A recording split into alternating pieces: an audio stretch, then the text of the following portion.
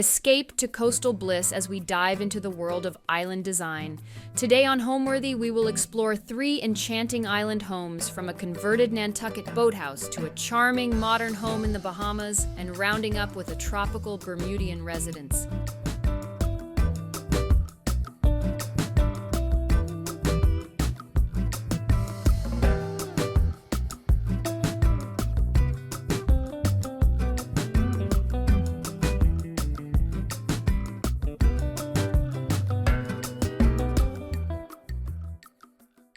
You're watching Homeworthy, where we believe every home has a story. To shop items inspired by this and other Homeworthy episodes, be sure to check out the product links below for amazing furniture, accessories, and more. Hello, Homeworthy. I'm Gary. And I'm Bill. Welcome to our home on Nantucket. Come on in.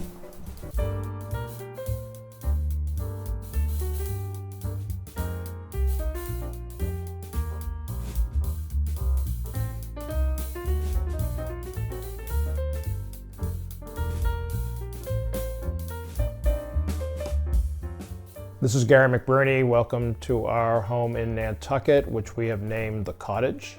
And we are a little island out to sea. I don't think you were supposed to do that part. Hi, I'm Gary McBurney.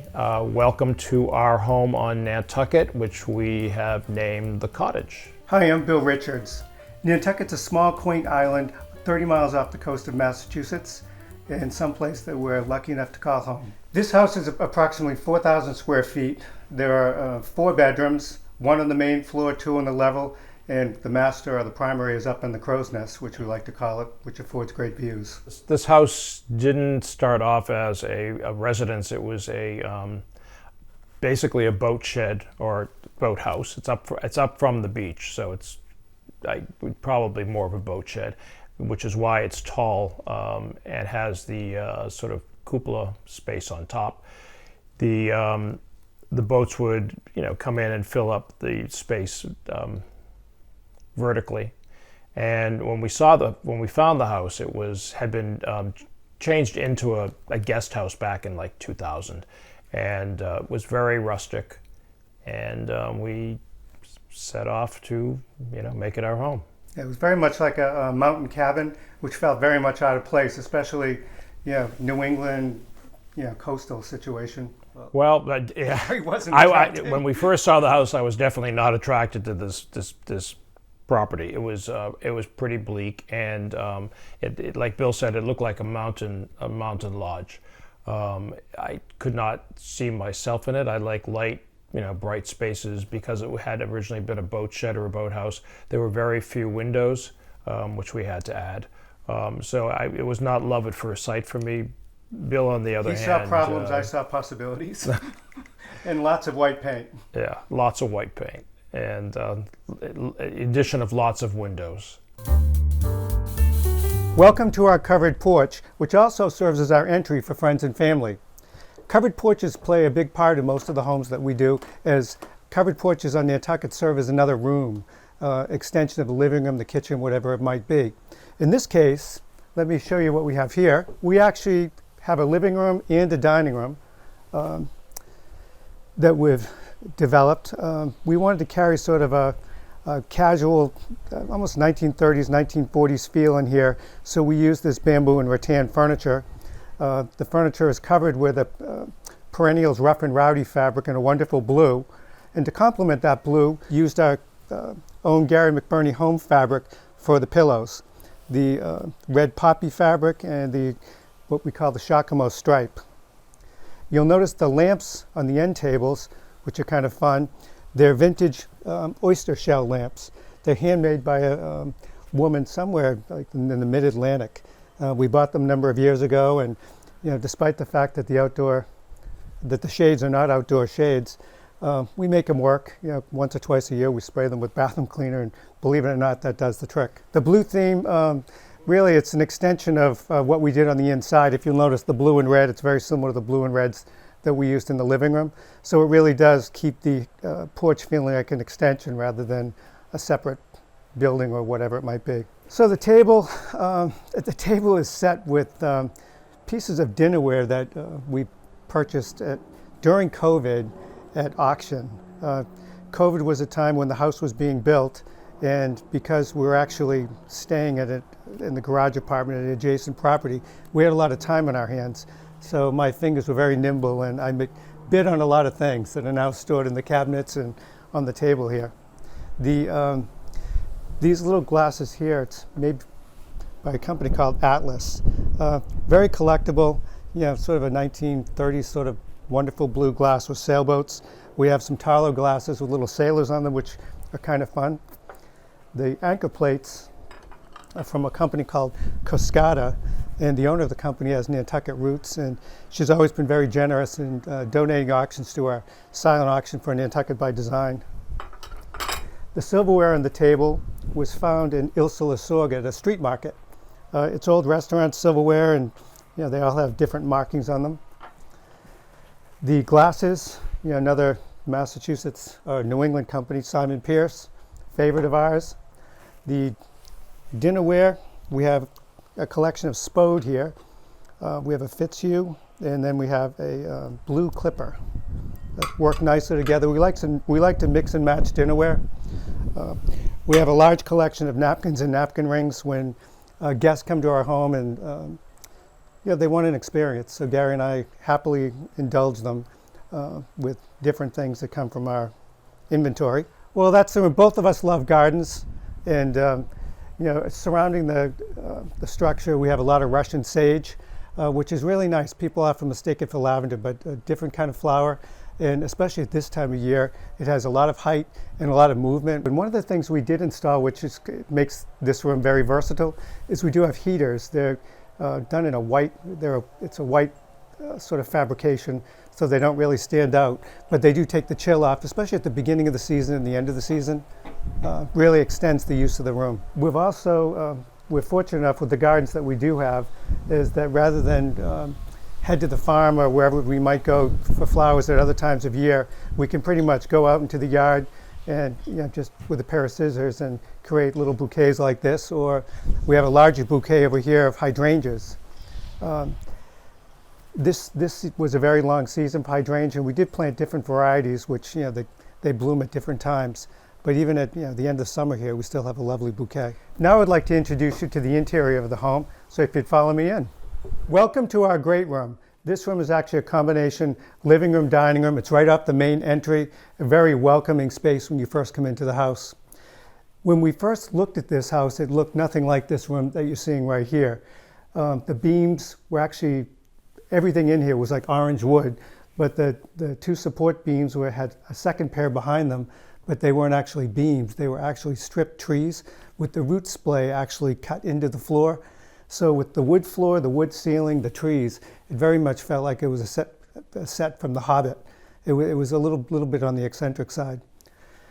Further, the fireplace here was all in stone, which made for a very heavy look. Again, it took the look of a mountain house, very out of place in this beautiful seaside location. The front part of the room was actually a kitchen as well as a dining room.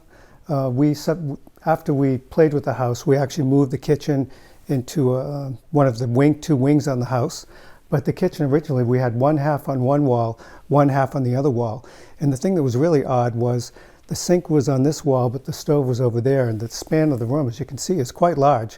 So in the event there was any sort of fire or mishap or whatever, the distance was ridiculous. So one of the first things we did do was we took away the trees that had been here.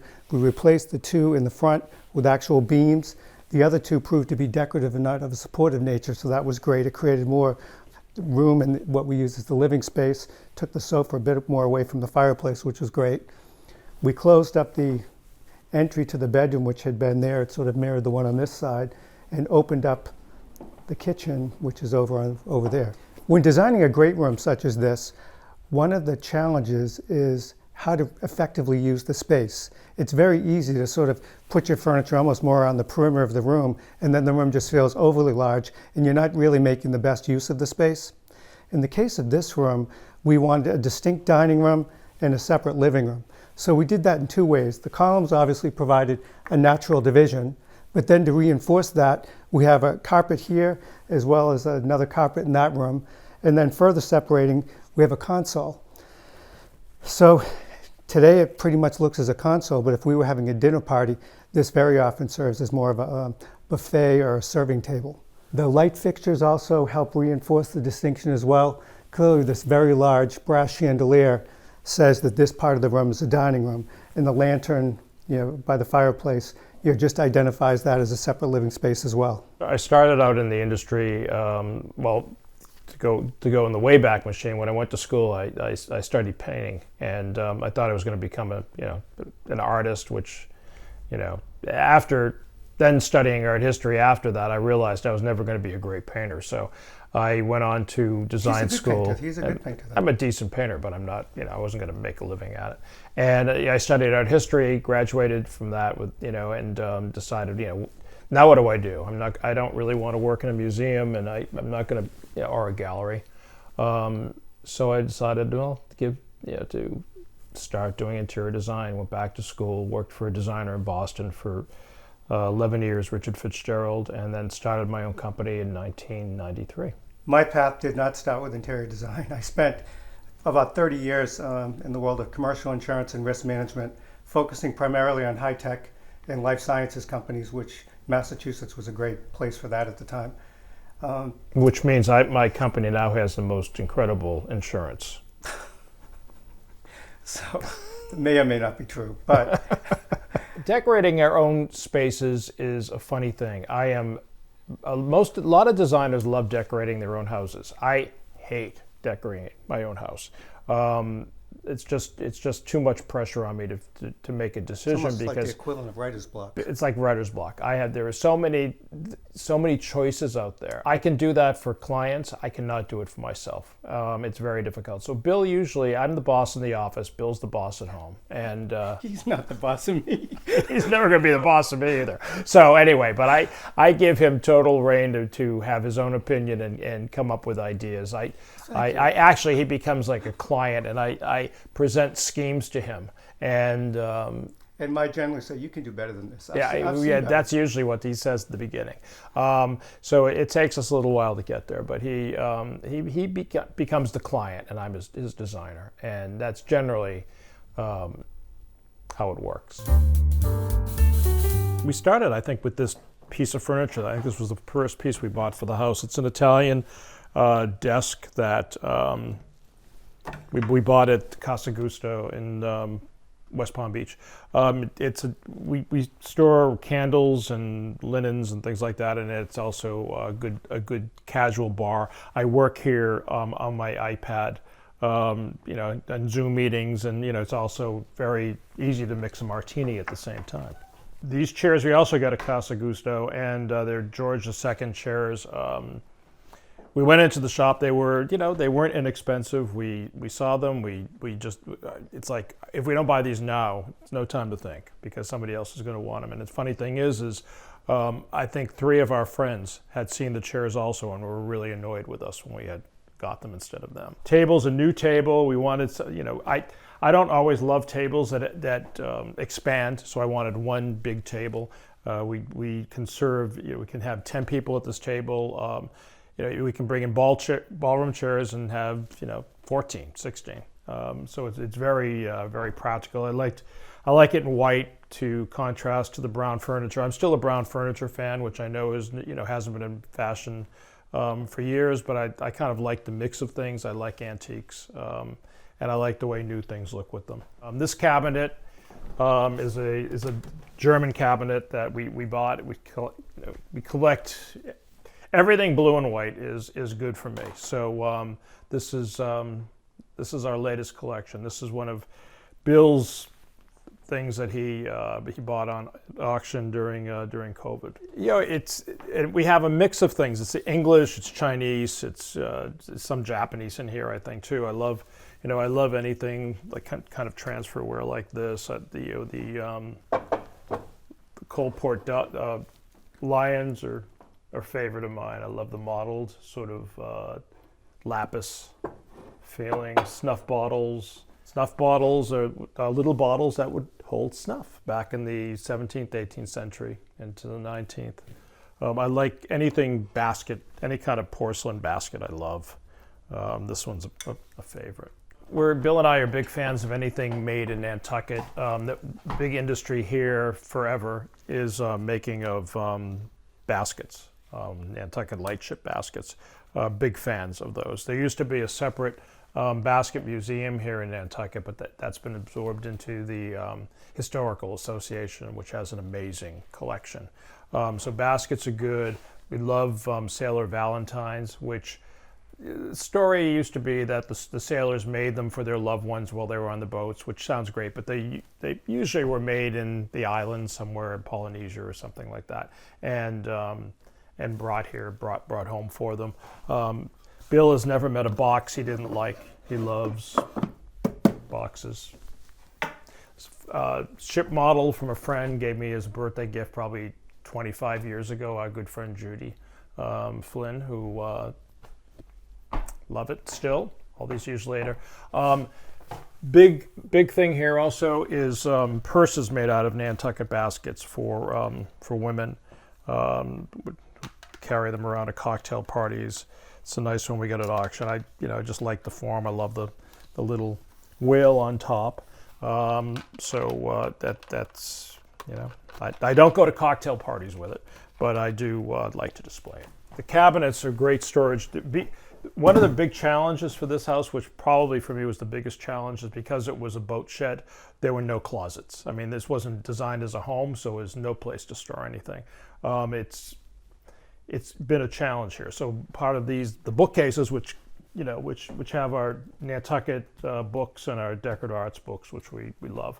But we are collectors, and you want a flag glass? There's flag glass. How about one with, and as Bill mentioned earlier, sailors. So we have all kinds of goodies in here that we get along the way. This cabinet has more plates and glassware, and but they're good. They're great storage. They're all around the room. As I mentioned earlier, we kind of like a mix of things. This is a Maison Jansen coffee table, which I love. I like that sort of 1960s feeling in the room. The sofas are very streamlined and clean looking. Dioramas are a big thing for us to collect. We love the feeling of those. Very whimsical. Again, more books. We actually do read them. And one of my happiest things is to come down from my bedroom in the morning and find guests all sitting around the room reading our books. That makes us feel really good. The ship painting gouache is by a French artist, Philippe Conrad. I've been collecting him for about close to 30 years and bought them originally in Paris, the flea market. And this one had been at Ralph Lauren on Newbury Street in Boston, and it came up for auction a few years ago, and I grabbed it. So I'm very happy to have it. Spy glasses, sailor spy glasses, ahoy, are great. We got together sometime around in the early 2000s, and our careers were very different. And we spent a lot of time away from each other, and at a certain point we decided that if we were going to continue on in a relationship, something had to change in the dynamic. So because his name was on the door, it was much easier for me to change careers, and I always believed in a second career, so this was a wonderful impetus to make that happen. When it first started, we decided to do a book, and the book became my training ground because we took a number of projects that he had done, and my job was to write a story for every project, and then every picture needed a caption. So it was constantly why. And during Hurricane Sandy, we were holed up in a hotel in lower Manhattan. There was very little food around. So I think we had a bottle of vodka and some instant oatmeal to survive and Sandy. a few bottles of red wine. And with my foot basically on his chest asking why and plying him with vodka, we wrote the book. It's provided me a great design background and a great way to get into his head and figure out, how and why our projects happen the way they do. We met at a friend's birthday party 22 years ago now, his 50th birthday party. It was like one of those crazy evenings when you meet somebody and, it's like you spend the rest of the night talking to one another, and it's like, okay, he's in my head now. It's been a good journey. But Bill actually we had connections from years before that, probably 10 or more years before that, because Bill, almost 20 years ago, he actually did back to insurance. He had done the insurance on our house outside of Boston, my house outside of Boston, which I hadn't connected. I hadn't connected the dots, and we had never met. So we're sounding a little best in show. We are sounding a little best in show, which is scary. The two of us both set foot on the island, over 30 years ago, and I think we both felt the same way. We just fell in love with the place. It's a sandbar island, so the topography is rather flat. It's not like some of the other islands, more of a rock-based island. We have change or whatever. Very flat island. Dune grasses, blue skies, sand under your feet. Rich in history. Everybody knows about the whaling history, but it goes way beyond that. There was an actors colony here in the 20s. There was attempts at farming. There's a very strong female history here, because when the men were off at sea, the women basically ran the shops and did all that kind of stuff. Really, just it's all, I find it enchanting. And there's amazing architecture. Nantucket was one of the wealthiest towns in the country up until the 60s?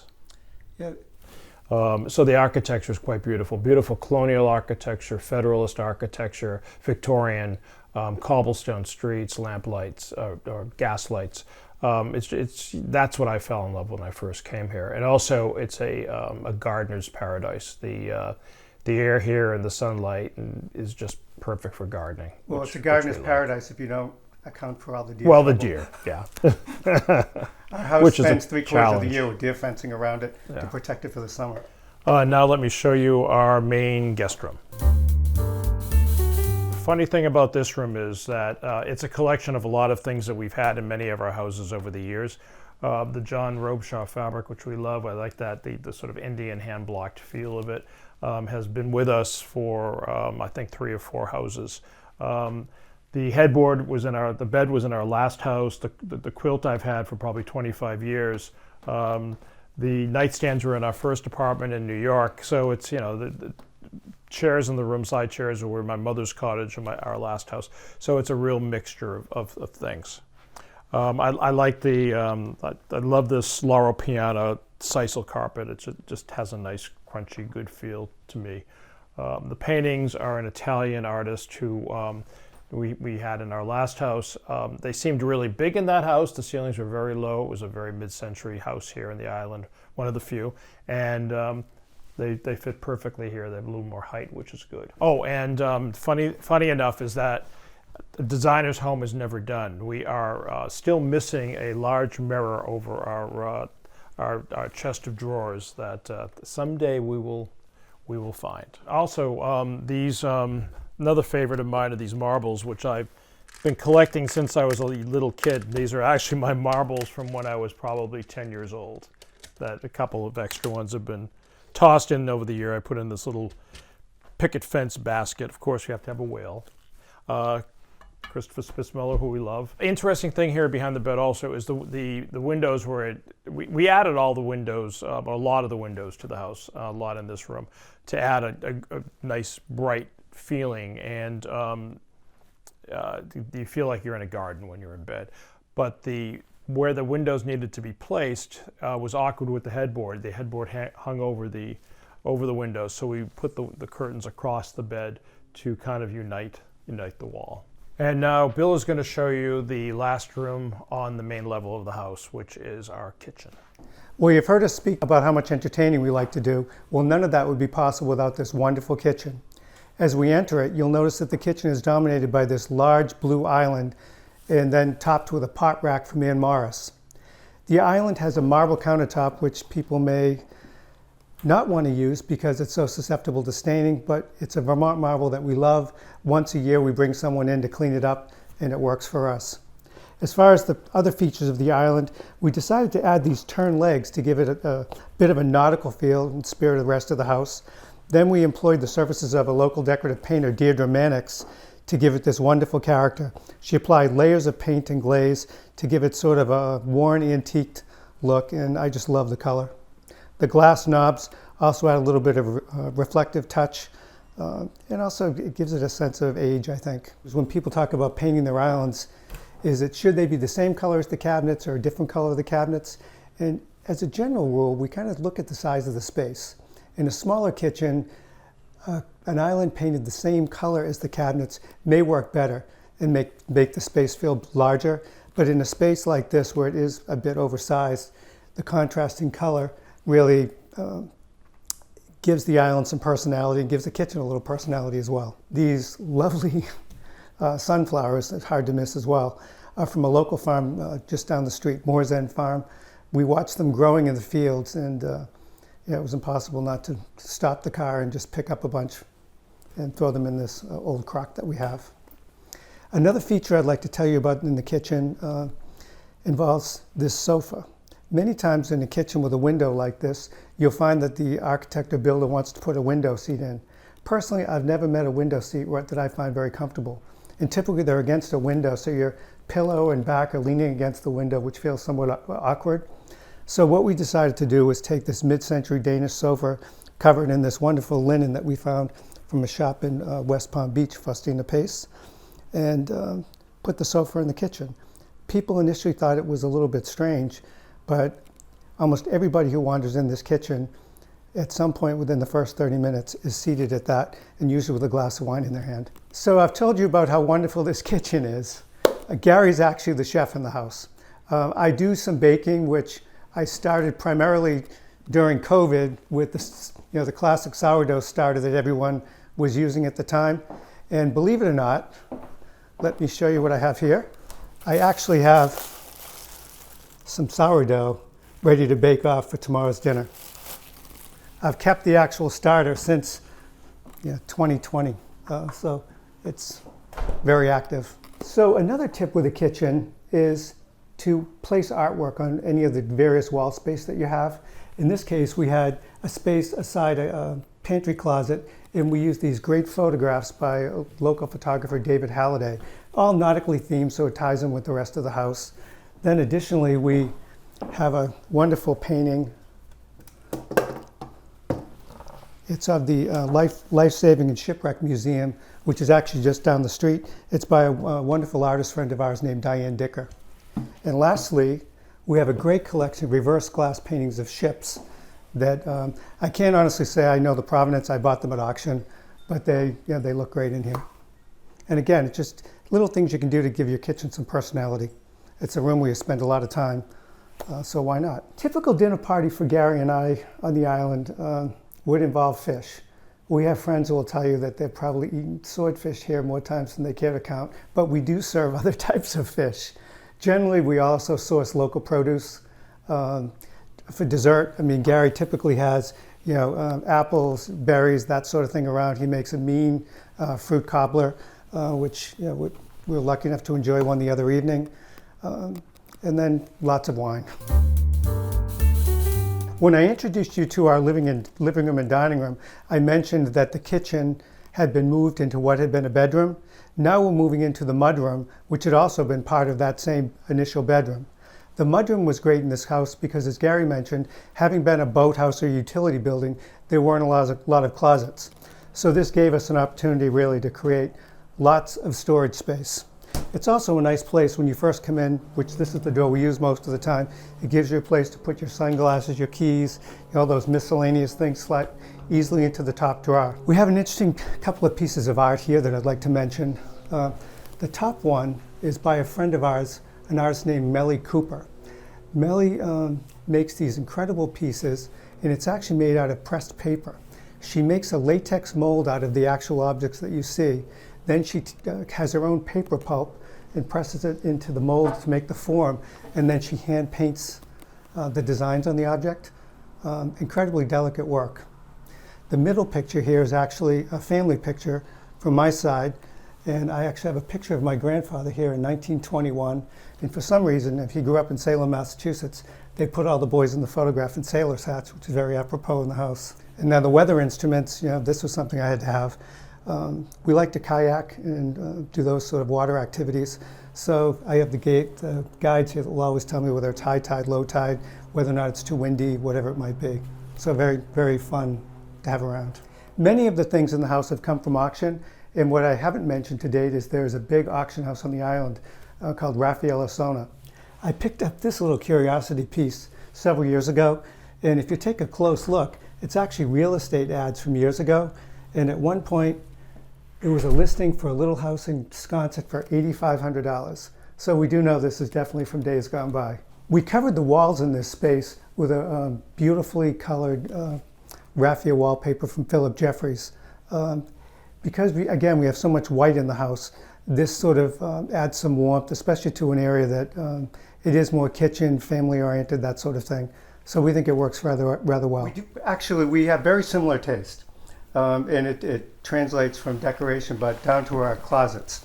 There are many mornings we come out of the closet not having seen each other till we're dressed, and one of us says, "No, you can't wear that shirt." Well, it's just now I put on a check shirt, and it turned out he had already taken out a check shirt to put on, but so he had to change. So we and design-wise too, we have very similar tastes. I think we both, one of the things that I guess attracted ourselves to one another was that we like everything Nantucket, everything nautical. We're both from Boston. We both grew up probably 10 miles from one another. So there's a lot of similarities in our life, and it's and back to the clothing thing. It can get a little scary because we have a lot of the same clothes, and unless we pack together when we're traveling, we could end up with a suitcase of exactly the same things, except for shoes. We have totally different taste in shoes. Now I'm going to bring you up to our crow's nest. Along the way, I'm going to show you some artwork on the staircase. We collect antique, historic things, contemporary, local artists who we have great fondness for. Beautiful sailor valentines, nice woolly. There's a really nice portrait of a sea captain with his sextant. Very handsome guy. Usually they're kind of scary looking. This guy's somebody you would like to know. Another nice diorama, which very sweet little one. Also, I'm a big fan of flags. Have a nice pair of framed antique, probably from the 1890s or so, flags here. Love our rope handrail. I always try to incorporate one of these in our houses. Nice nautical kind of feeling to it. Painting here we got in the south of France about 15 years ago. Don't know who the artist was, but great color.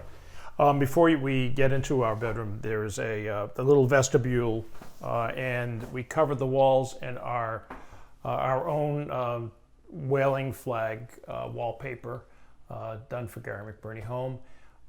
It's based on actual whaling flags of ships, which is there's a plaque of them at the Historical Association here on the island.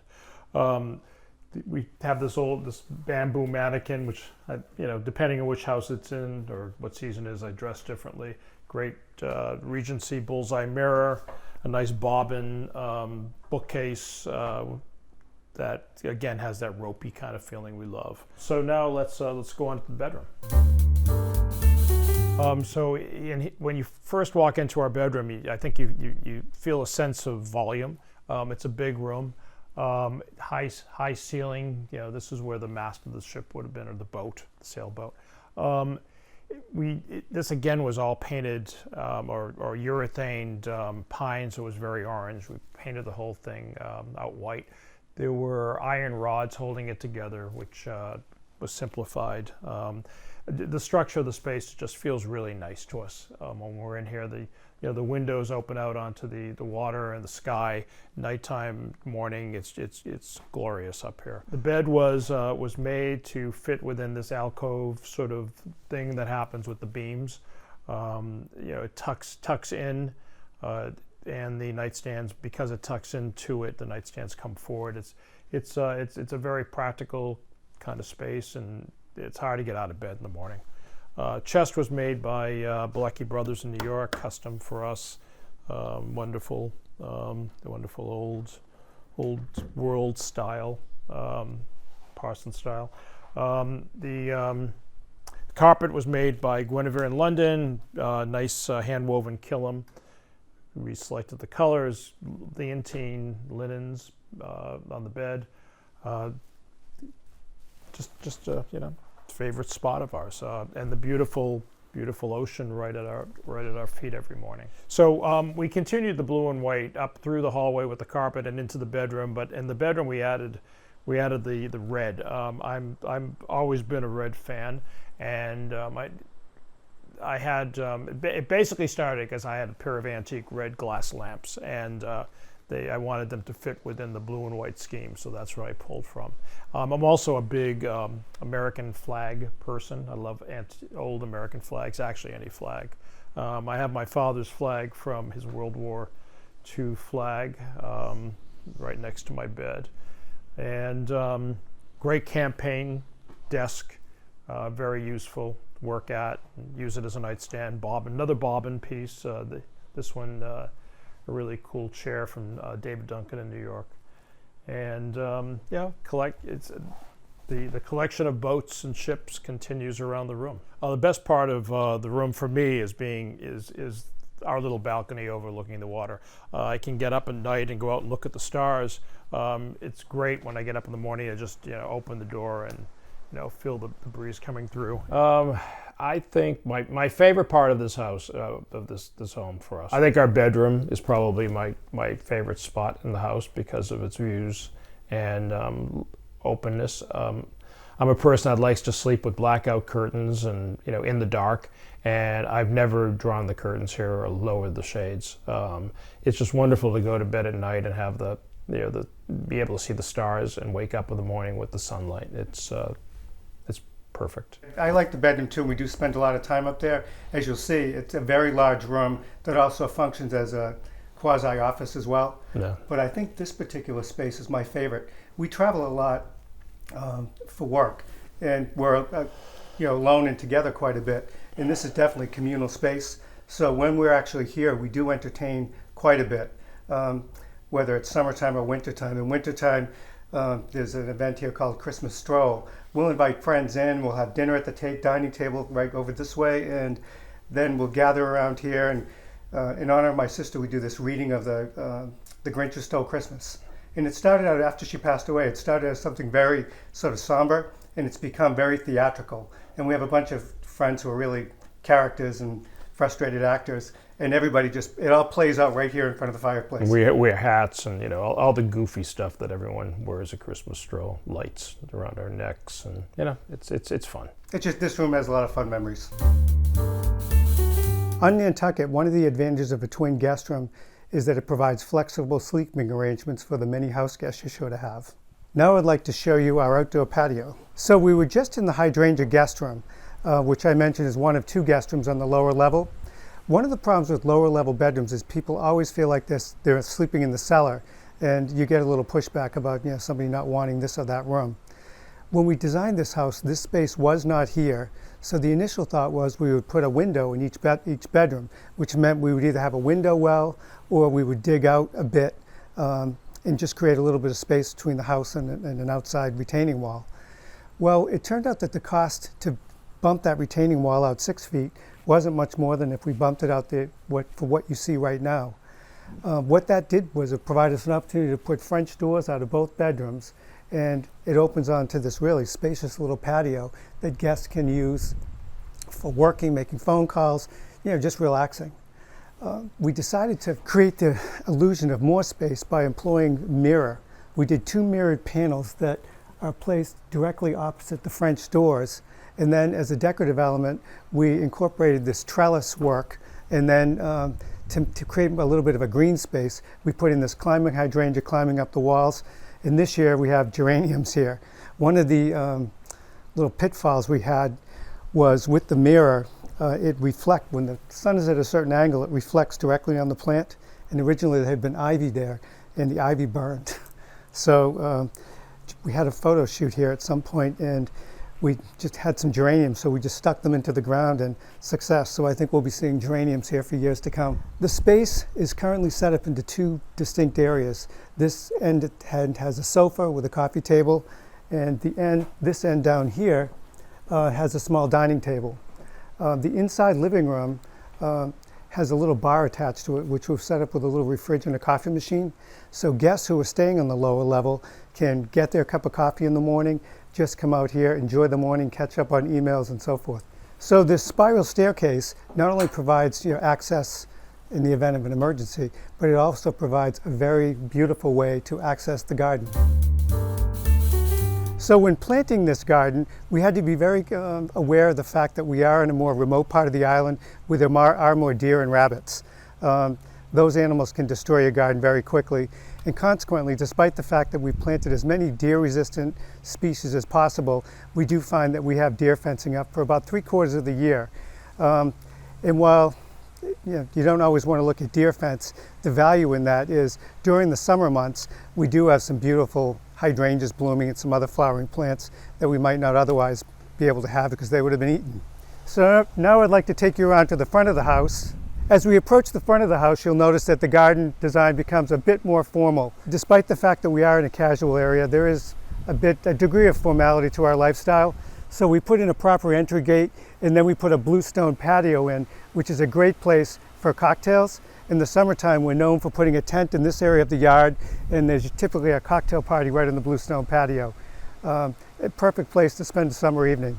So let me take you to the bluestone patio and show you one of the water features that we have. Before we get there, I will point out that we've always been enamored with the rose-covered cottages in Sconset, and despite the fact that we do have deer here, the deer fencing has allowed us to at least attempt to have some roses growing over the house. So the bluestone patio area that we wanted, as you can see, is rather large, and if it was unbroken, it would start to look like a landing strip. So we decided to incorporate a water feature using an old bowl that Gary had bought in Paris about 30 years ago. Frankly, for 25 of those 30 years, it sat in a storage bin. So it was a nice opportunity to use that. The water flows into a sort of a recycling pit, and the plantings around it have been a little problematic. The wind, for as much as it looks like the water flow is rather gentle, the wind tends to blow the water in this direction. So the choice of lavender as a surround has been sort of a difficult one. On windy days such as today, you'll find that the wind will blow the water often in this direction and the lavender will get wet. We've replaced the lavender in this area several times already, which some people may say is foolish, but we do like lavender. Earlier, I showed you our friends and family entrance from the interior of the home, but I thought it'd be nice to share with you what our friends actually see when they come to our door. Most of the plants that you can see are deer-resistant species, as I mentioned. We have catmint, lots of catmint. We do manage to have some hydrangeas here, different species, which is nice as they bloom at different times. And then circling the screen porch, we have a beautiful stand of Russian sage. For me, and it's funny, I was thinking about this yesterday, and when I was a little kid, I used to always say, would use the word house, and my mother would always correct me and say, no, it's a home that we have. And I think about that a lot, and this house is a collection of things that we've both had for many years and bought together, and it's where we have friends, family is always here, our parents have been here with us. We have dinner parties on a regular basis, so we're always ready to have a barbecue and invite people in at any given second. So that to me is home, and we also didn't want the house to be a museum. I mean, we're major collectors. I'm definitely, I'm not a minimalist, and, Bill maybe more so than me, but definitely not me. And it's all our collection of things, and that's important, but it's not a museum. It's definitely not a museum. We've bought and sold a lot of properties over the time we've been together, and we're constantly on the road, so I don't think my feeling of home is necessarily tied to a particular structure. I think no matter where you are, you can create that feeling. It's pulling in the people that you love, the people that you have good friends. It's very easy to pull a meal together somewhere and create that sort of feeling. It's, the right lighting, the right music, which, very easy to do with phones and technology these days. So I think it's more who you're with, the environment you create wherever you are. And I think we've become pretty good at that. I think.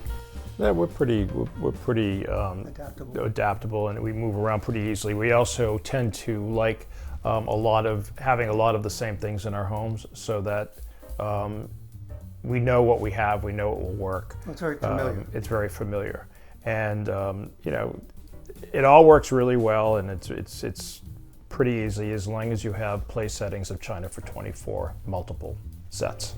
Well, that works for me. Yeah. Welcome, Homeworthy. Come into my house. I would, of course, have opened this door for you, but in the 30 years that I've lived here, we've never actually had keys to the house.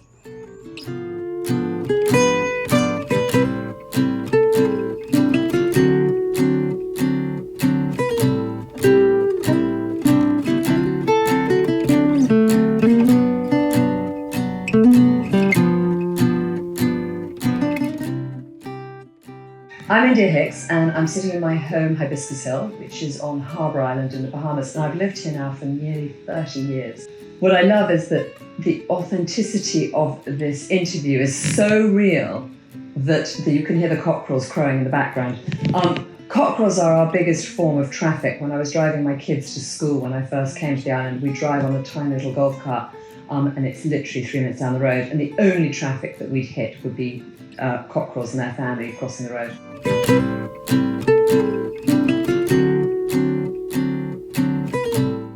When we first moved into Hibiscus Hill, we were really keen to take it back in time.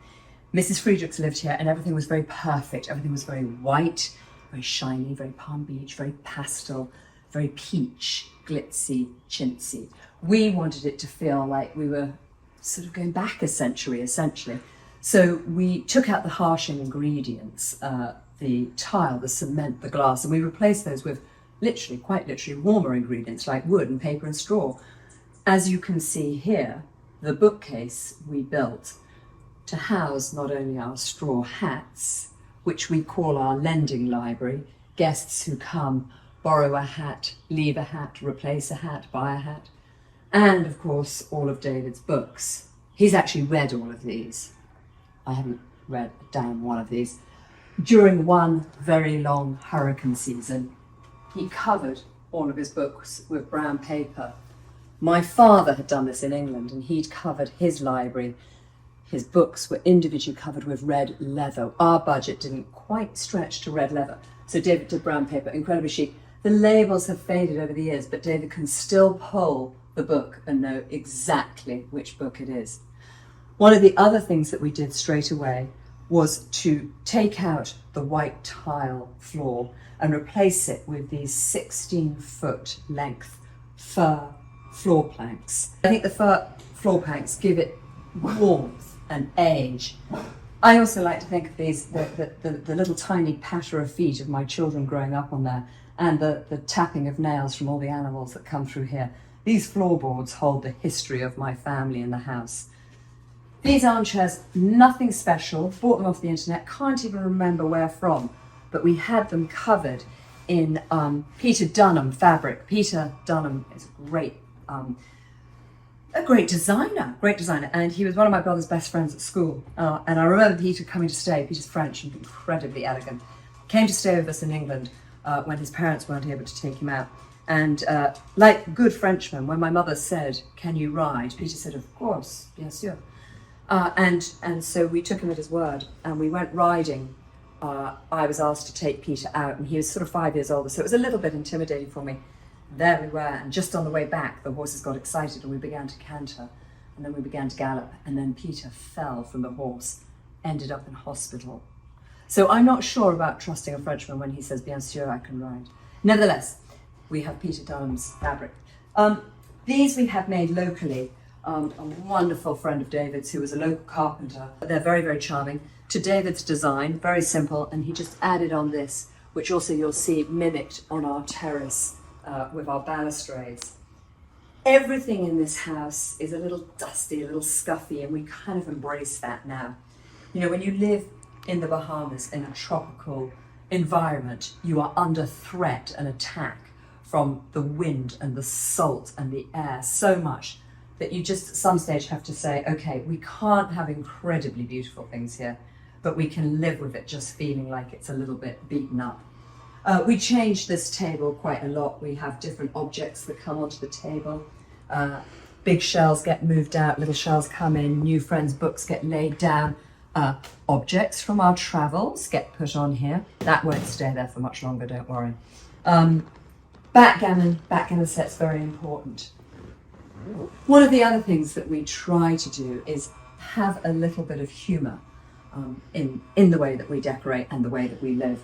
I love this, that under this Perspex box, which looks like it could be a piece of beautiful art, are in fact our kids' bath toys that come from, obviously, the bathroom. The fireplace was here. We inherited it with the house, and when I first moved in, I was like, oh, this is so not me. It's very curly and grown up. But then we realised we didn't have the budget, we didn't have the money to have it taken out and replaced, so we just left it. And actually now, I've really grown to love this. Father Christmas comes down there. He does. He comes all the way down there. My children hang their stockings up, even though some of the children are 27 years old, the stockings are still hung up there.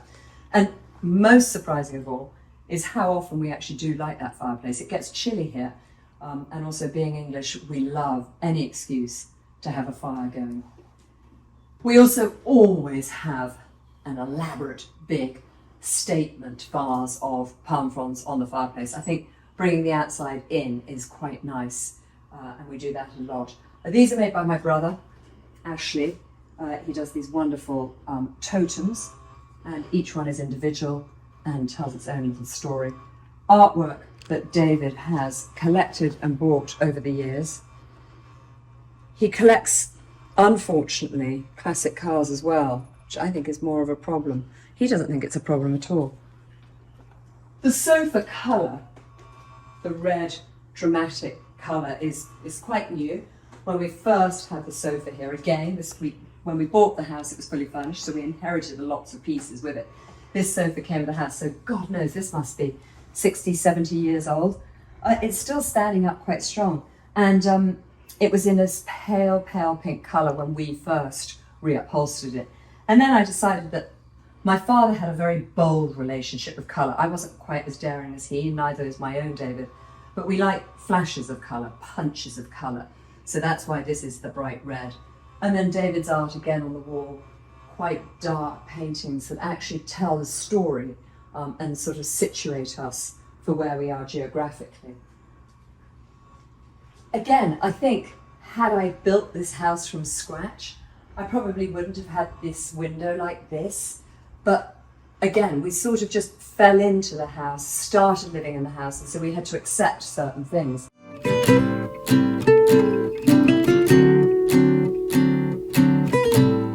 So the entrance hall, dining room are all one space. And again, I wonder if, had I moved into the house now, whether I would have it like this. But because it came like this, we've kind of kept it. And now whenever I make any kind of change, or David and I want to update something, our children go, don't, it feels like home. So we're rather conscious of that. This table came with the house, this mirror came with the house, but we've obviously layered in our own things. David and I were in Africa on a trip when we saw that huge, big, great shark's jaw coming in at a harbour, and we had it dried and we carried it back in our suitcase. This was probably 25 years ago. And when we got back here, the suitcase stank. It had to be thrown away immediately. So, word to the wise, do not carry a freshly caught shark jaw in your suitcase. Not a good idea. It had been cured. I want to say that it had been cured by then. Nevertheless, down here we've got a collection of cricket balls, ridiculous little hints of our English past and part of our present. My mum had a wonderful housekeeper, Pat, who really brought me up, and I was very, very close to her. And she lived in the village, and she lived right next door to the cricket ground. And every time one of these balls was bowled into her garden, she'd keep hold of it. She wouldn't let them come back and get it. And I inherited those from her when she died. And again, I just love that that's a bit of England there. Then, of course, we've got a bit of a Bahamas here. Wonderful lady here on the island who does this weaving and can put anything you want on your basket. Very, very early on, we had these shells made. David had the brilliant idea that we could tell lots of our story and have our history literally framed, which is funny because my father always said photograph frames were terribly common, and we've got them here in an abundance. And moments, my sister's wedding, my boys at our own wedding, David with one of his real loves of his life, that's not me, me and my mum, my grandfather. I've got such a love of framed photographs. I actually now have my own collection, which I do with Addison Ross out of the UK. And we designed a collection that I think will be warm and cosy in England, but also quite cool here in the Bahamas. This white velvet here with the gold rim, and you can see a family photograph of me with my brother, sister, father, and my mother. She had a file that was called Hairdressers Gone Bonkers, and that was in the file there. And then there's another one over here. I love this lovely tweed frame that we've got here, again with my collection with Addison Ross. And here another family portrait, another one probably for the file of Hairdressers Gone Bonkers.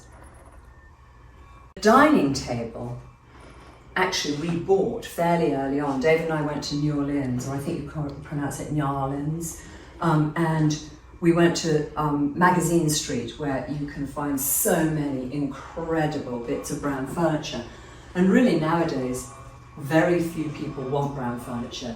They want modern, they want clean, they want restoration hardware. We love brown furniture. We love the history that it brings, we love the stories that it tells, the other owners that it's had. But we've now had this probably again for about 28 years.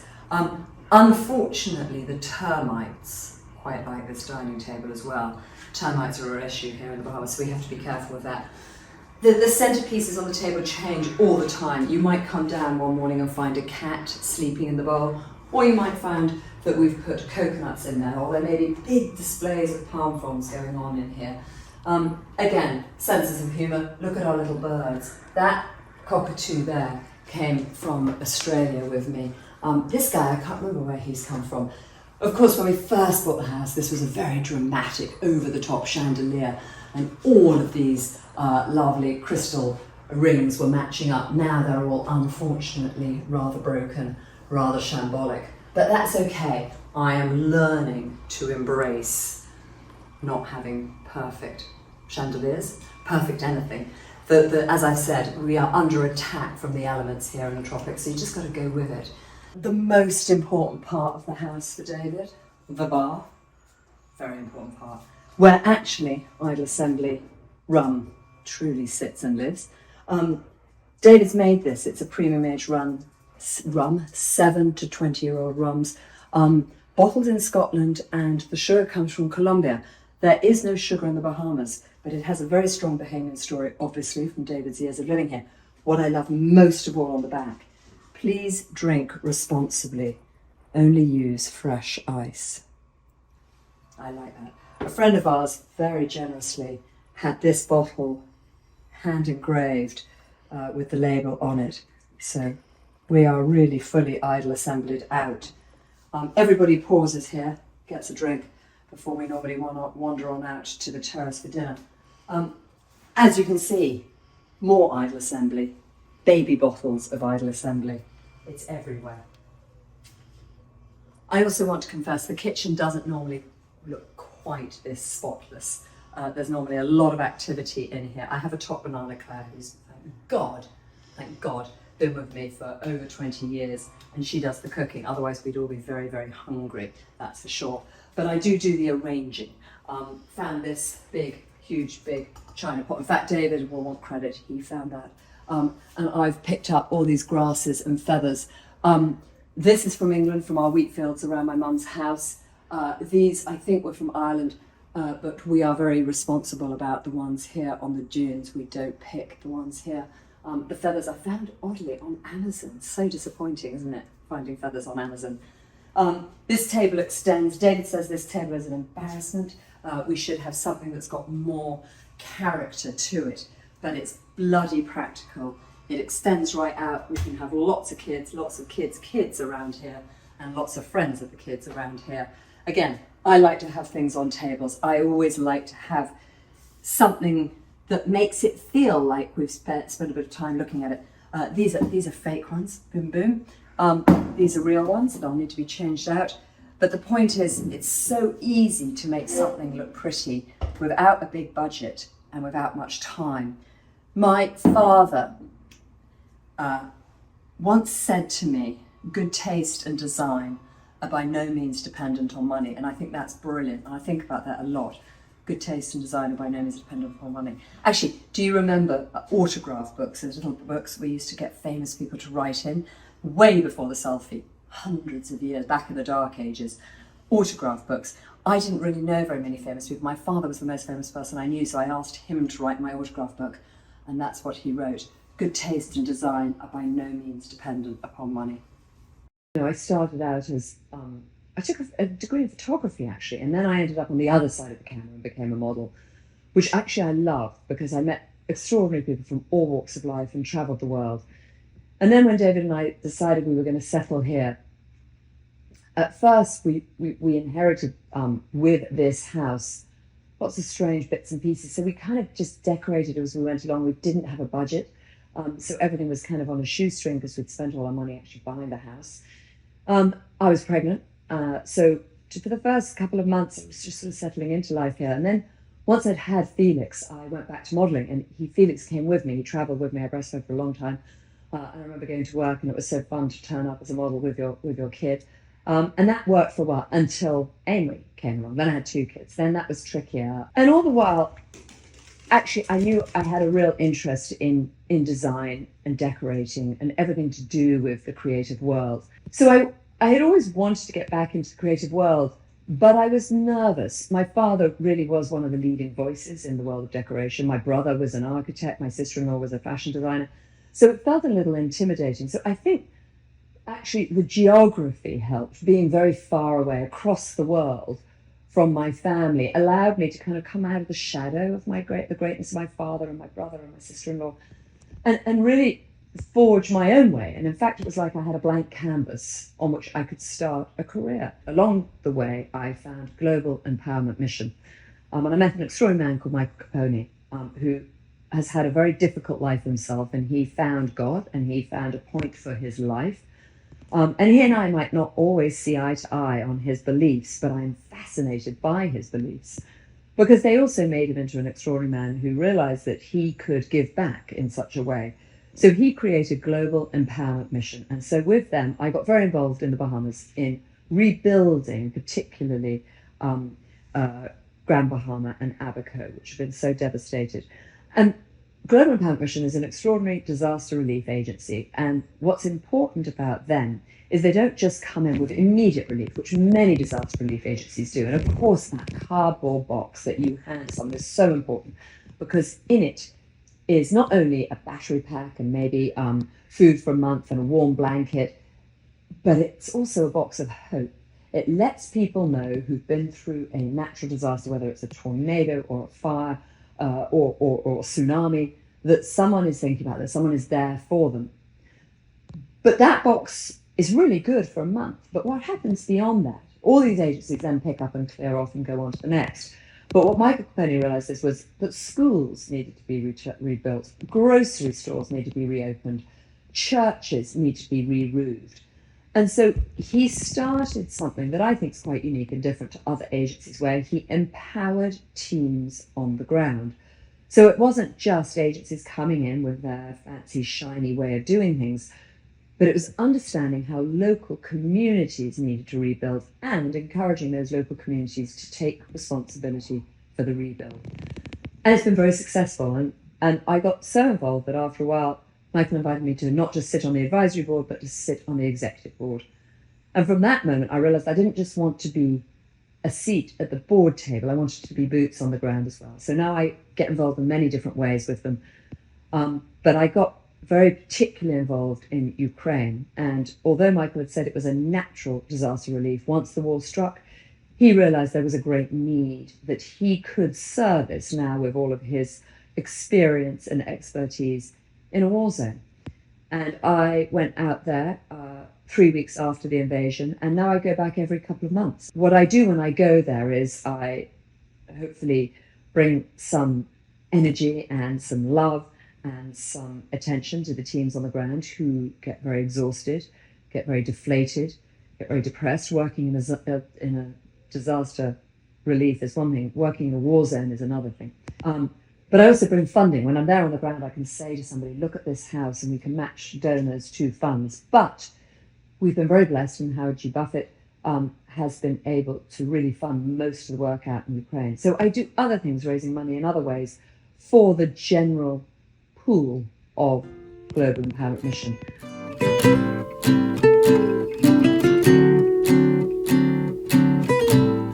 Funny thing is that, of course, Stretch, don't look so bored, is in so many of my videos and my social media little posts that he's become so incredibly popular. We now have, for my linens, stretch ribbon. On the ribbon, there are little stretches all across the ribbons. So this is where we spend most of our time as a family. This is where we argue most of the time as a family. This is where we debate life most of the time as a family. My kids grew up sitting in high chairs here and have now graduated to a proper chair. I just love still to lay a pretty table. I don't cook. I don't even know really where the kitchen is, to be truthful. But I do love to design and to lay a pretty table. So actually, these are all my own linens. This was my father's scarf, a pattern from one of my father's scarves that I found in his drawer after he died. And it must be, goodness, about 60 years old. And it's got teeny weeny little shells on it, which I love. So of course I've laid the table with the shells. We are in the Bahamas after all. But I think this translates to anywhere in the world. And that's important in my designs, that not only do they tell a British or a Bahamian story, but they can be anywhere in the world. I like to mix everything up. So the napkins you'll see are a slightly different design to the tablecloth, but the colours tie them together. I even make the plates, melamine. These are done for India Hicks and pomegranate, and I've worked with pomegranate now for a number of years. Love the relationship. They let me go wild with my thinking. This pattern here is actually the Palm Avenue. When we first moved into this house, David brilliantly planted an avenue of palm trees, which are now, 30 years later, big mature trees. But at the time, they were just teeny weeny little bushes. So that is where the design for the napkins come from. I always say to hostesses, don't get too caught up in being perfect. Nothing has to be perfect. It doesn't actually matter even if things don't really match. I have a collection that I use in there of blues and whites. They're from different vintage stores. Some have chips in them, some don't. But when they're together, it kind of works. Also, these are all just old jars. That is probably an old ketchup jar from somewhere. Nothing particularly matches. But I love the fact, I like the high and the low, and they don't have to be perfect vases. Of course, this is actually my perfect flower arrangement. One little teeny weeny flower bud in a teeny weeny vase. David and I bought that. We were lucky enough to be in South America last year, and we were in Peru, and we were in this tiny store, and they had this collection of these tiny bud vases. I don't know if they meant them for little bud flowers, but that's what I use them for. So this is my office where I get everything done, I guess. I come up here, and unfortunately, people always say to me, how does your day look in the Bahamas? And they imagine, endless lying on the beach and sitting under swaying palm trees. Unfortunately, I am in an air-conditioned office for the most part, although I hate air conditioning, but this, the computer, the family photograph albums all have to be air-conditioned. Lots of samples come in and out of here, sit here touching, feeling, deciding, looking at leather samples, looking at projects that are going on in London. I've got handbags all over the place that I'm just deciding on what leathers we're going to be using for those. But I do get to look out across the garden to the pavilion that we built out there, and through David's office that is so shambolic, I have to shut the door. But everybody else thinks it's wonderful. In fact, Ralph Lauren came recently to do a shoot here, Ralph Lauren the company, rather than the man. And they thought my office was unbelievably boring and unimaginative. And they fell in love with the craziness of David's office. It's like a treasure trove. It's a Pandora's box that has exploded. So he sits in there and through his mad mind comes up with all of his creative endeavours. There are no idle moments that happen in that office, but a lot of idle rum tasting goes on in there. And I sit in the chaos but the organised chaos of my office. I love these shelves. I move things around, bring things in, take photographs down. Everything's a bit of a rotation. It's like a sort of living scrapbook. I love the bouncy I love you from Domino that's been sitting here for a while. A photograph of my mother looking rather pensive in her beautiful tiara. Old family photographs, photograph albums, pictures of my parents riding on horses in the background. And over here, a picture of my mother, a sketch of my mother, and below it, my father's logo, the H sign. Interestingly, my father designed absolutely everything around him, including my mother's hair. But the one thing that he didn't design was his H logo. In fact, that came from the son of a farmer who lived by us in Oxfordshire, wanted to get into design, so he was offered an internship in my father's offices and was challenged with finding a logo for the David Hicks Limited company. And he brilliantly took the 4 H's and put them together like that. I think that that is one of probably the first examples of branding in a big way that we saw, that opened the floodgates to everybody else branding afterwards, especially in the interior design world. The interesting thing about my bed, our bed, David and my bed, is that it is actually called, bizarrely, the Lord Mountbatten tester bed, and Lord Mountbatten was my grandfather. And when we found out that this company called British Khaki was making these beds, and they were doing them after Viceroys of India, and that there was a Lord Mountbatten collection, I said, I need to have the Lord Mountbatten tester bed.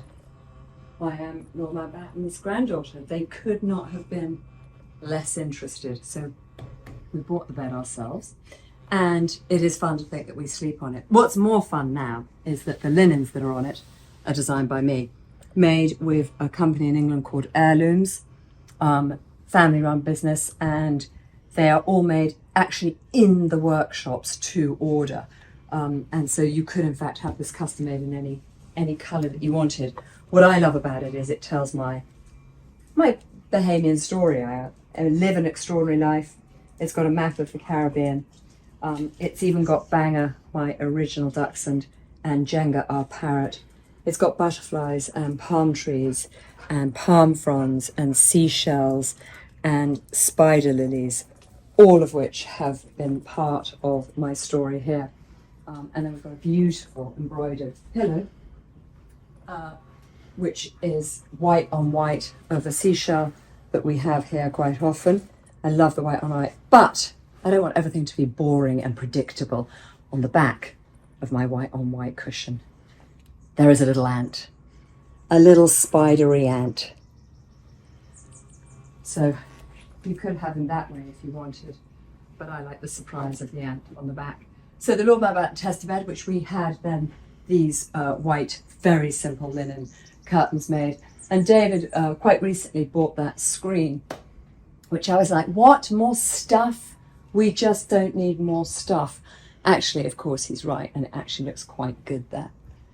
Every surface, every bedside table, every chest of drawers, every desk has objects on it. My father said that he coined the term tablescaping, and he might well have done. And on this desk, we've got a tablescape of all sorts of things. A picture of David and I getting married.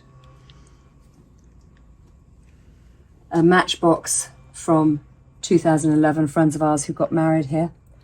One of the old David Hicks H sign scarf ties. The names of my children on little discs. I love this. We gave this to David for his birthday this year. Whew, still alive. One of my mother's very beautiful Indian little pot cases there.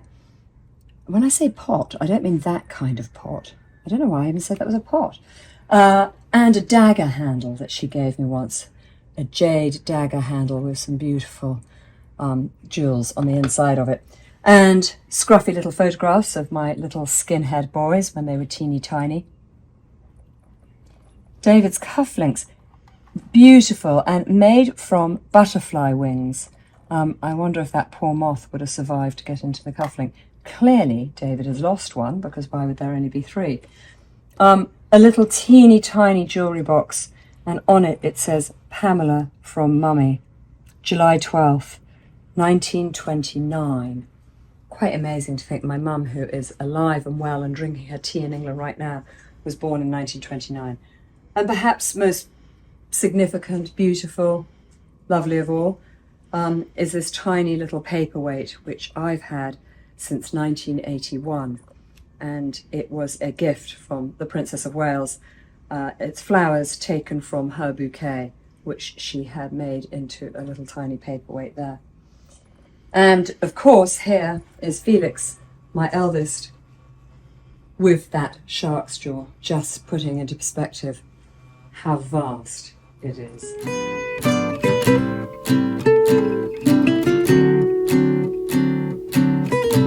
Every day I feel lucky and blessed and privileged to sleep in that bed and look out of the window into this incredible view.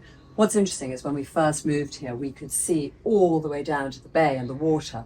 But now, over the years, of course, the trees have grown up so much that we now live in this secret jungle. And actually, I feel there's something really wonderful about the privacy and the secrecy of the garden that's so mature now. Our terrace below and the pool beyond, lots happens on this terrace. We have dinners on the terrace, we have drinks on the terrace. A lot of idle assembly rum gets drunk on the terrace. And we play charades on the terrace. We have lights that go all the way around so we can see out there as well at night as we do in the daytime. And in the corner here, you'll see a monument.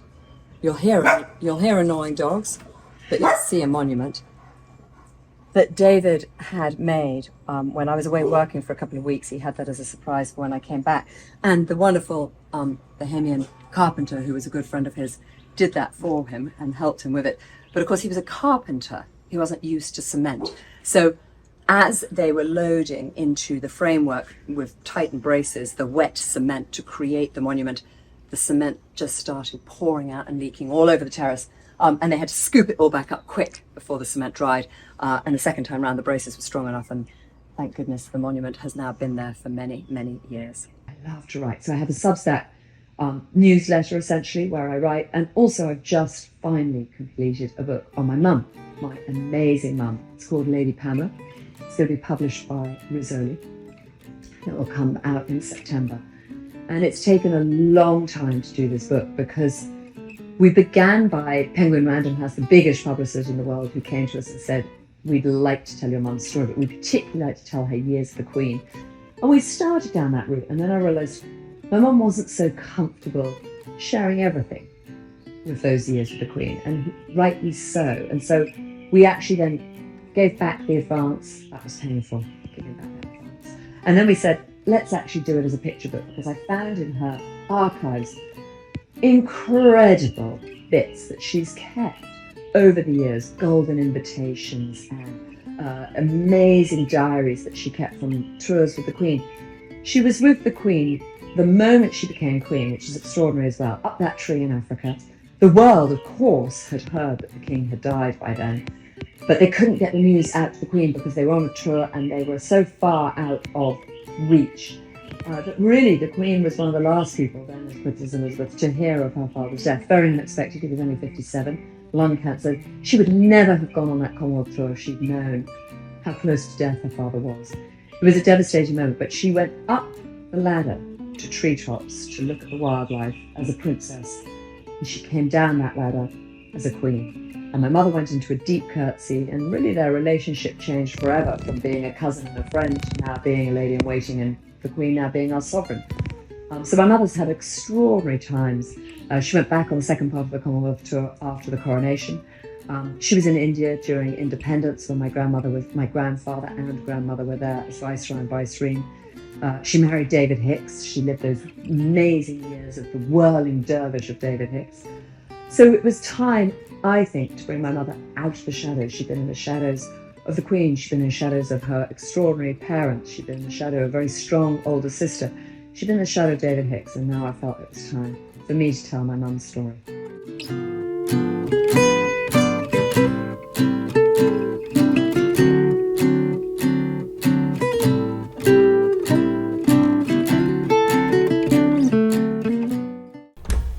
Hi, Homeworthy. I'm Georgia. This is Tilly. Welcome to our Bermuda home, and come right in.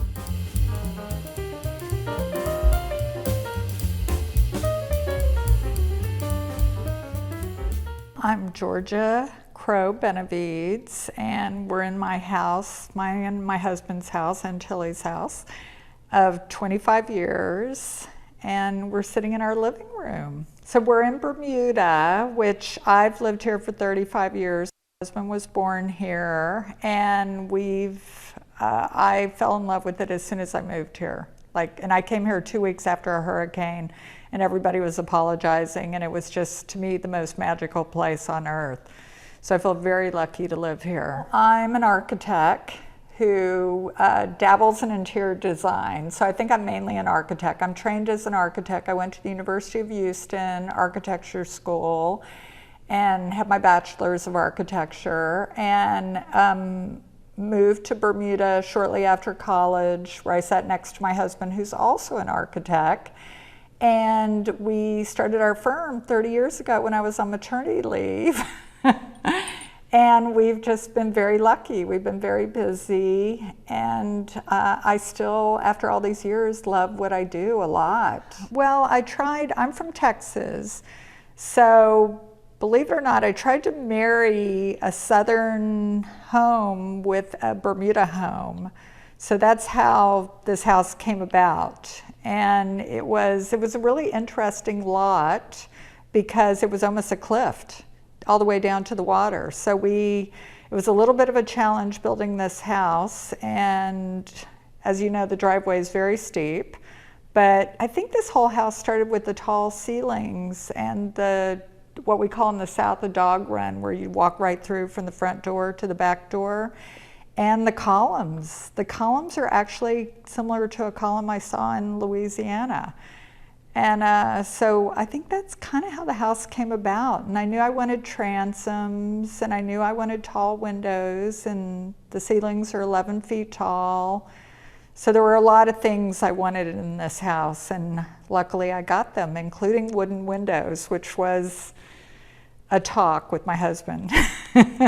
Well, because they were a lot more expensive than the plastic windows. But there was no way I was going to go this far and do the plastic windows. So it worked out, and the windows were a fair chunk of change, but I think that they make the house. And they've held up really well, because I think a lot of people use these other types of windows thinking they're going to last forever.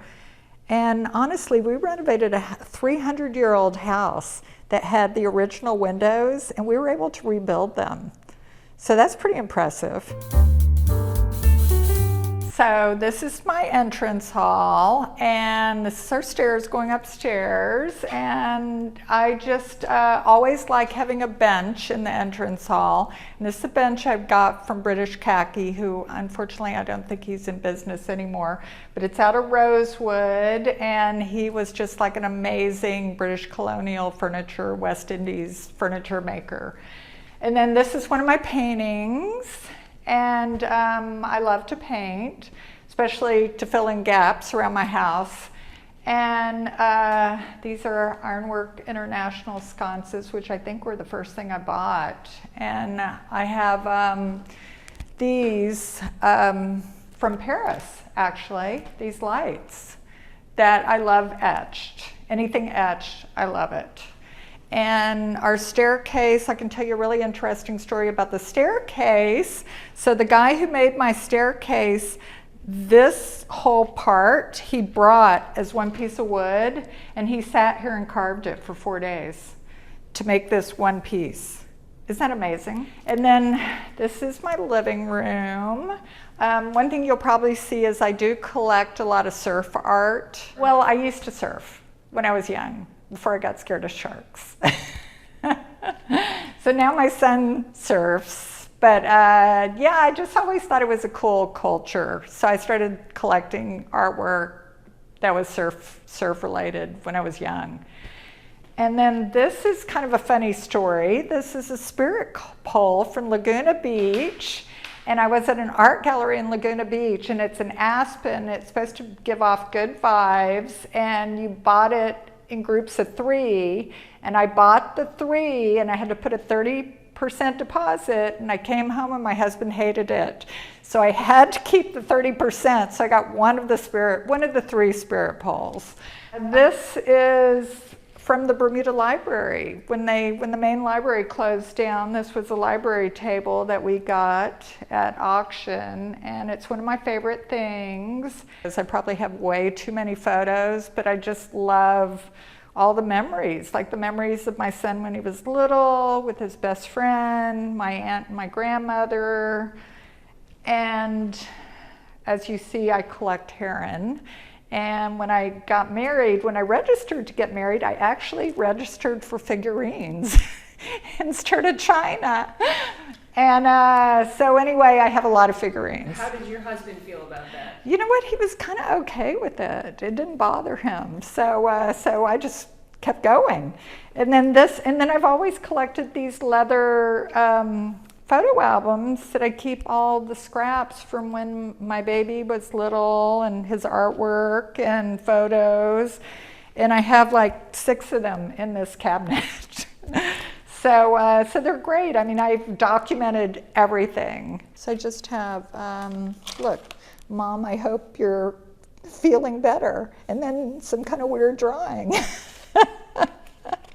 They're mainly my son. So this is actually my husband. Somebody gave this to me because my son and my husband had the same teacher, and they looked exactly alike. And he had this photo when they were the same age, and it was just funny. So I have everything. I mean, this is all his artwork. I have so much stuff in these photo albums, it's insane, and much more there. So I don't know what I'm going to do when he gets married and starts having children. So this is bone inlay, which I love, and I always like having a few bone inlay pieces around because I just think it's so pretty. And this is from India, and then these are photos. My mother's Cuban, and these are photos of my grandparents in Cuba, and these are my grandparents on the beach in Cuba. So I love these photos of that time and their life when it was kind of glamorous, and Cuba was a whole different thing than it is now, even though it is still beautiful. We had to live here 5 years before I was allowed to buy this. And this is from a company called Exquisite Surfaces, and I designed it to fit the opening. I wanted a really big fireplace. And actually when we moved in, our son was this tall, and I have the cutest picture, I couldn't put my fingers on it right now, of him and like his friends standing here in the fireplace. It was very cute. But so 5 years later, I got this, and it took 8 guys to carry this in and hang it on the wall. I'm not sure how it's hung on the wall, but I love it. We use it a lot in the winter. So I'll light a big fire in here, and you can see, and it works. It draws. So we got this 5 years after we moved in, and then my mother unfortunately passed away, and she had like so many baby cups for me and my brothers. And my brothers didn't want any of the baby cups. And I just thought they were the most amazing thing next to heron figurines. And so I got, luckily, the guardianship of all the baby cups, which are sweet. Sometimes we'll have a dinner party and I'll put all the little flowers in the baby cups. But this is really pretty at Christmas because I light all the candles and I have my Christmas stockings, and we'll put a big fire on. So it's a special fireplace. I love it. And the silver never stops. There might even be some silver hidden away places that's not on display. My mother also had all the sterling photo frames, which I've kept out and spent a lot of time cleaning. And this was my mother's Bombay chest. And my mother actually, this is the setup my mother had in her entrance hall in Houston.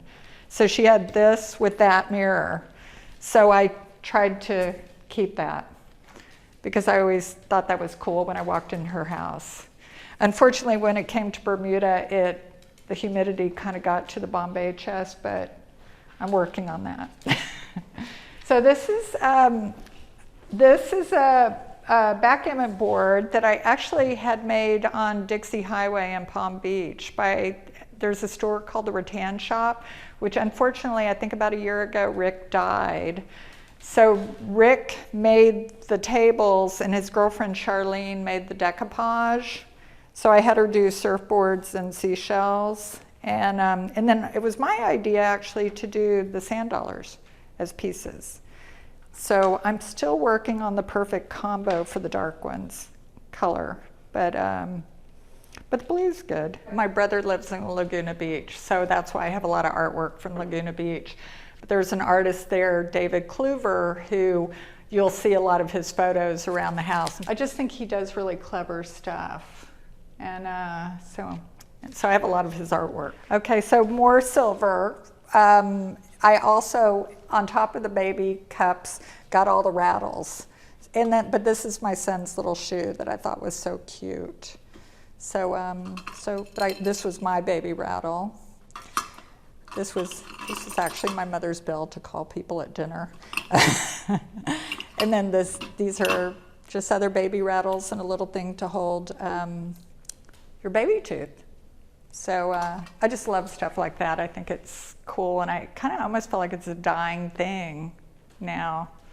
Like I don't see that many baby rattles, but I think they're sweet. It has the tooth fairy on the top. I was just going to point this out, that my husband was supposed to hang this on the wall, but it hasn't happened yet. But he was the Commodore at the yacht club through COVID, so that was interesting. And they just gave him this, which I thought was really sweet. So it's a Royal Bermuda Yacht Club's flag, and it's in a Bermuda cedar frame. So Commodore David Benavides during COVID.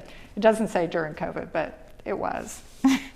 So anyway, so I thought that was cool, and one day that will make it up on the wall, I hope. So we're going to go to the great room in a minute, but first I thought we'd go outside and see our beautiful backyard. Welcome to our backyard. So this is our huge porch that's 15 feet deep, because I've decided over the years that 15 feet is what it takes to be able to sit out here when it's raining and not get wet. And it's 48 feet wide, and I set up 2 different tables because it gave me the option to have 12 people or 18 people. It just gave me a lot of options with the number of people I was having. I could have a small party or a big party. And I am having a party tonight, so I have started to set up flowers and started to set the table. And I have 2 different table settings. This is the way I normally have it with all these little pots, and then I have kind of a little nicer one over there. And I have the same, you'll see when you go in my great room, I have the same chairs inside that I do outside, because it gives me some versatility. So I can bring the chairs from inside to outside. And I've had the same Lloyd Flander sage green chairs for 30 years. They work. So I have a whole bunch of them, and I've replaced them over the years, and some of these you'll see I probably should replace, but I'll get to that. So basically, I didn't want it to look like it was an outdoor space, and I didn't really want outdoor furniture. I didn't want that typical look of being outside. So that's why I keep a table here, and in the evening I'll put a lamp on the table, and I just feel like it makes it look like it's a living room, not just the porch. And even with the cushions, like I've never had proper cushions made for here, because I feel like the loose cushions like this just give it a little more of a character. So it's not a bunch of fitted cushions, but it's still comfortable. This is not a heron bunny, but I am obsessed with bunnies, and I do have one penguin. But I do like this blue and white, the pink and white china. I think it's cute for outdoor stuff. And I'm really into garden seats. So I have lots of garden seats. You'll see them in my den. I use them for everything because they're so versatile. You can sit on them, or you can put stuff on them, and they're just really great. Tilly loves it here. She's a very happy little dog. She gets to run. We have 1.5 acres, so we have a path that goes down to our dock, and she'll run halfway down and run all the way up, and then she's got her exercise for the day. So that part's really good, and it's a beautiful spot as you can see, to sit out here. So this is our other table with our other grouping of chairs and a different candle situation. So this table I'll use if I'm wanting to do something a little more formal, and that table I use if I'm wanting to do something casual, or sometimes I'll decorate both of them exactly the same. And this is our pool area. This is where my son wants to get married. So he wants to be on the point here and have all the chairs along here. So we're working on that now. And then our pool area, this is where my husband and I sit a lot in the evening and have a glass of wine. It's very hot. You need this pool. It's like 90 degrees today, I think, and 100% humidity. So it's a little sweltering. The pool's a little warm, but it's refreshing. So, and I have more garden seats over there, my Adirondack chairs, which are on their last legs, but they seem to keep hanging in there. This is an interesting Bermuda feature, the buttery. There's a lot of butteries around the island, and they used to actually be to make butter in. And so a lot of the old houses, especially the really old houses, the 300-year-old houses, will have a buttery where, because of the way the roof was configured, they thought it kept everything a little cooler inside, so people would store certain things in there. And that's a bell buttery. A lot of people don't do bell butteries, they do step butteries, but it's just a cool Bermuda detail. And this is the column I was talking about that I tried to copy a classic column I saw in New Orleans. And it was actually one of my first features of the house. Is I spent a long time getting the detail right on this column and that column up there. And I did want the 2-story porch because I wanted to have a whole second floor space that I could use for something.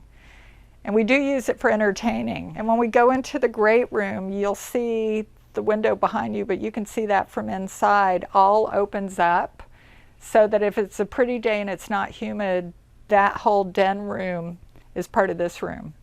So it's really great. So now I'm going to show you something really special. And we have a dock down here, and we have turtles. We just saw some turtles. And what we've done when we built these steps is we also put in what we're hoping is going to be a bee sanctuary and a butterfly sanctuary. So come on down to the dock.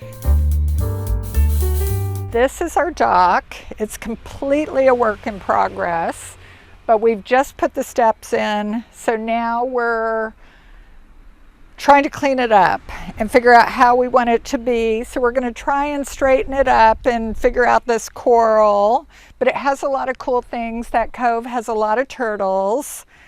This is a fish pot where the previous owner kept all his catch for the week. So down here, sometimes I have my rubber dinghy, but we've had it out for repair.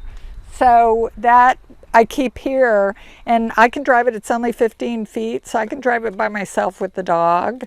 And sometimes on a night like this, we'll go out to that island out there that has one of the most beautiful beaches in Bermuda. It takes like 3 minutes to get out to the island, and we'll just go swimming. Yesterday, we saw an octopus. We saw 2 turtles yesterday. We saw 2 turtles today from up at our house. There's different kinds of fish. There's clownfish, bluefish. There's usually a ton of fish in here. There's coral, there's seahorses. We get a lot in this cove. This time of day, the sun's a little bit down, so you don't see the water as clearly, but in the middle of the day, you can see everything. And there's some amazing things in here. And I'm slowly I actually made contact with a guy who grows coral, and I'm trying to get him to put in a little coral field here, because I think that would be really cool. But because Harrington Sound's kind of protected, I think that's why we get so many great things in here. We don't have a lot of boat traffic. It's just a real beautiful body of water. So we bought this as a lot, and we were actually at a party on a hill right behind this.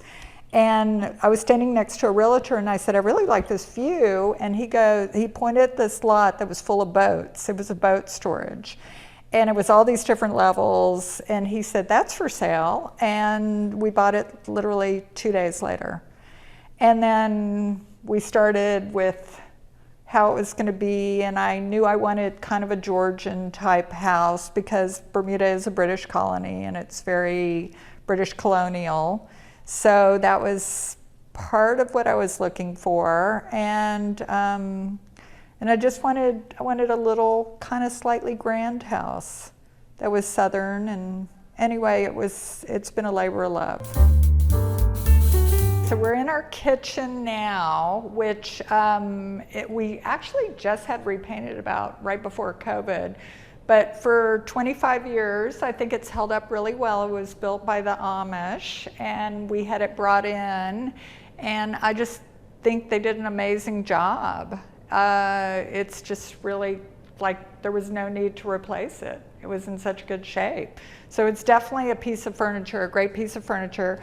We did a cherry butcher block countertop, which we had refinished at the same time, and it just came up beautiful. So for a week, I wouldn't let anyone touch it. And our floors are Ipe throughout the house. And we have, this is something, I'm not going to show it to you because it's a mess, but I have like a little coffee station in here. Then I keep my china up here, but most of my upper cabinets are glass because I just like that look. So I figure you might as well see the china even though I have it messy. I should have taken out some of that stuff, but it's fine. And this is just a little vignette I did. I always like having fresh citrus in the house.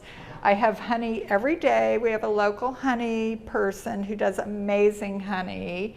So I try and put a teaspoon of that in something every single day. It's just wonderful. And Bermuda, we're actually really lucky. There's a whole bunch, like this honey guy's young. He's not even 30. And he's come here and started this whole little business and has the cutest little label. And we have so many young people moving here doing so many amazing things. So I feel happy that there's an influx of Bermudians coming back and starting creative little businesses. This is my son surfing in Laguna Beach when he was 10. So I love having fresh flowers. I love having palm leaves like I have in the other room, but we do have a lot of Bermuda roses in our garden. So I like having the Bermuda roses in the yard. We do have a couple of hydrangea bushes, so we're lucky. Hydrangeas don't grow here really well. They have to be in a pot because there's something acidic about our land. But if you put them in a pot, we have 2 by the front door, and they're just one of my favorite flowers. But I love the Bermuda rose. I have more heron. I made a little bar for our dinner party tonight with, there's a Bermuda Gin Company, which is one of those young people who've moved back to the island. Gosling's rum has become worldwide renowned, but that's a Bermuda-based company. So I thought that was cool. I could not find a Bermuda-based tequila, but I think that's some kind of copyright thing with Mexico. These are this is my son and his best friend. These are, I used to collect when he was little, I collected marbles for him. And the coral's actually from a beach, Cambridge in Bermuda. So I have a ton of marbles, but those are my favorites. More heron. Me and my husband when we were in our 20s. We look so young. My son again in Laguna Beach. So again, I really like having some bone inlay in every room, even if it's just one piece. And so here you'll see in our master, here I have these Robert Kine chairs that I love. These are more of the Lloyd Flanders chairs that I have outside, which is, I think that is one of the best things I've ever done, is have all the chairs matching. It just makes it so versatile. You can take the chairs outside. Like I can rent another table the size of those 2 outside and have like a huge dinner party across the whole porch, which I've done. And with all the surf collecting, another thing I have whenever we move somewhere is I always have a surfboard. I like having a surfboard in the room. I think it's just kind of part of the whole thing with the surf culture. So I thought that was a pretty color And I bought that in the States, and it just kind of sits there. It doesn't have to go to work. And then this is my book. So I did this with a friend of mine. We had the foreword by Michael Douglas, and he wrote a really nice foreword. He was very sweet about it, and all the money we made from this book went to a charity, a couple of charities, but mainly a charity called the Family Center that's here in Bermuda. So we actually did pretty well. We sold 3,000 books in 2 months, so we did really well. And it's there wasn't really a book like this in Bermuda, so we just tried to do, this is what we do every weekend. We do raft ups. And this is an above ground water tank, so it just shows some of the cool old things that we have in Bermuda, and with pretty much every picture has people in it. So we wanted it to show Bermuda architecture, but also have people in it. And we're about to do another one. So it was a really fun book to do. This is our house at night. So this is 12 years ago, back when I had my beloved Jack Russell. And this was just a dinner party we had, where I set both the tables up like I have now. And all the furniture is the same. This is a girl, Dana Cooper. Do you know Dana? She does these Lily Pulitzer-like things, like ties, and she's local. And I just had these recovered in Katie Ritter fabric, which I love. And so this is my new favorite addition to the house, is all this colorful stuff. I just had brown fabric before, which was not as happy. This is very happy. This is a checkerboard I made out of mosaics. I took a mosaic class and made a checkerboard. So, and then I went to a local shell company and bought all the shells. So it's kind of fun. Nobody plays it that much, but it's cute. I have more fresh flowers, more seashells, more garden seats. I love the garden seat. So this is my office. This is where I do my architecture, my interior design, and I paint in here, but it has a view. So it's a great place, and on a beautiful day I have both the doors open, and it's like I'm working outside by the pool, which is amazing. But right now I'm in the middle of a project where I am helping with the fabrics. So these are some of the fabrics and wallpapers that I'm using.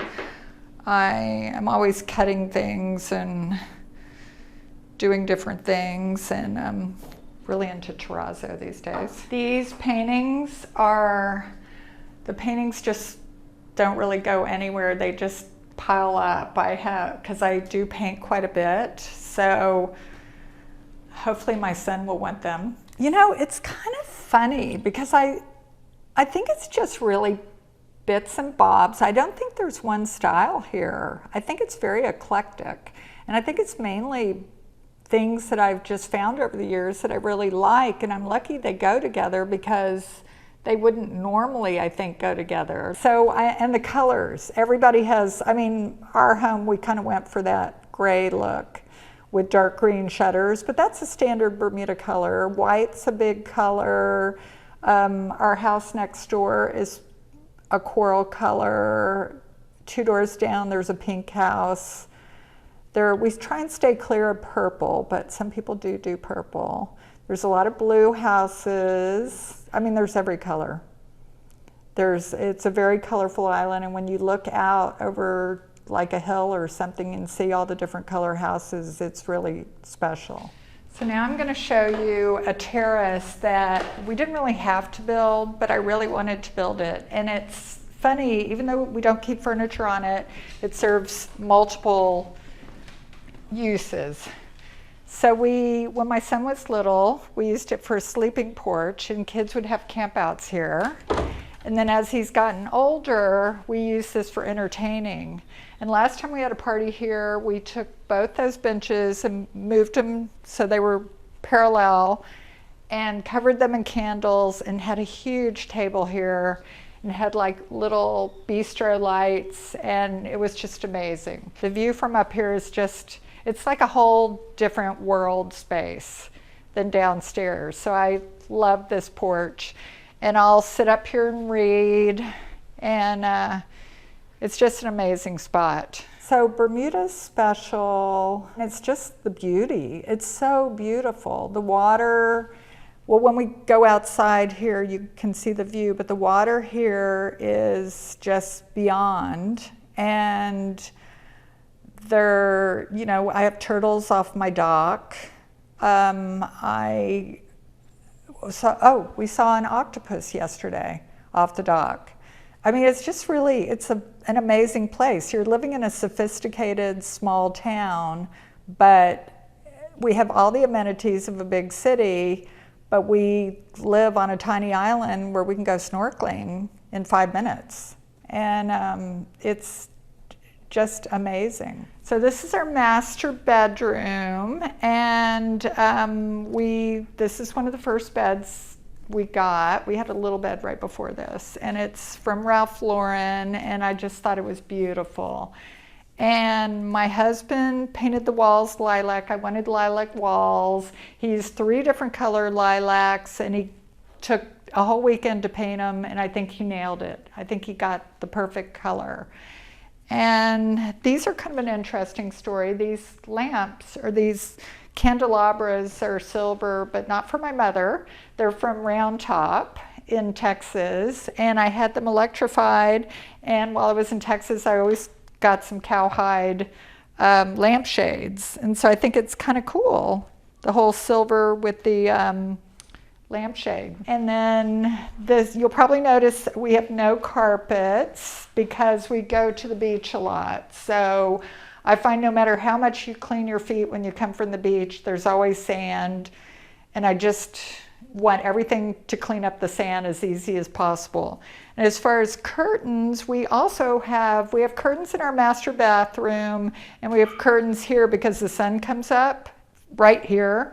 But we're really private. We're way up here, and we like going to bed and waking up seeing the view. At night, the view is all the lights on the harbor, and it's just, we love it.